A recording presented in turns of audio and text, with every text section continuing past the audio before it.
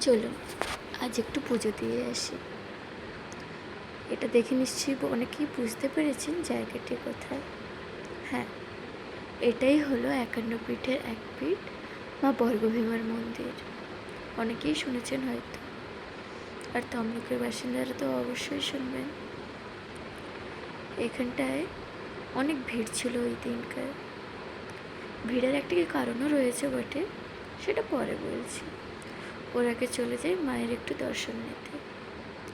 সামনে এই দিকটাতে একটু কাজ চলছিল, তাই একটু ভাঙাচোরা। তারপরে একটু উঁকি মেরে মায়ের দর্শন নেওয়ার চেষ্টা করলাম। তারপর ওখানটায় আমরা একটু দেখে পুজোর ডালি নিয়ে পুজোর লাইনে দাঁড়িয়ে গেলাম। ভিড় ছিল, কিন্তু পুজোর লাইনে খুব একটা ভিড় ছিল না। এরপর পুজোর ডালিটি হাতে নিয়ে ভেতরে ঢুকলাম। ভেতরে আস্তে আস্তে যেতে শুরু করলাম। আর চারিদিকটা কত সুন্দরভাবে সাজানো, কত সুন্দরভাবে সব নকশাগুলো বানানো, অনেক সুন্দর। এরপর আমরা পুজোর ডালিটি ভবন ঠাকুরের হাতে দিলাম। উনি পুজো দিয়ে তারপর আমাদের ডালিটি ফেরত দিলেন। এরপর আমরা ওখানে প্রণাম করে বাইরে বেরিয়ে এলাম। এটা হলো মন্দিরটির বাম দিকটি। অনেক সুন্দর।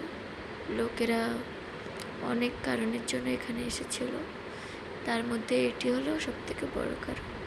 হ্যাঁ, ওই দিন বিয়ে ছিল, তাই এত ভিড়।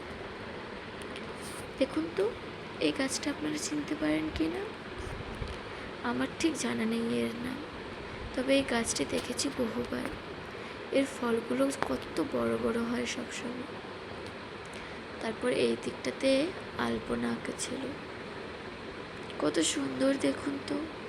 দেখেই এর ওপর নাচতে ইচ্ছে করে। আমি তো বেশ কয়েকবার গোল গোল করে ঘুরেও নিলাম। এই কাজটি যেখানে নিজের মনের ইচ্ছা বেঁধে দিয়ে আসা যায়।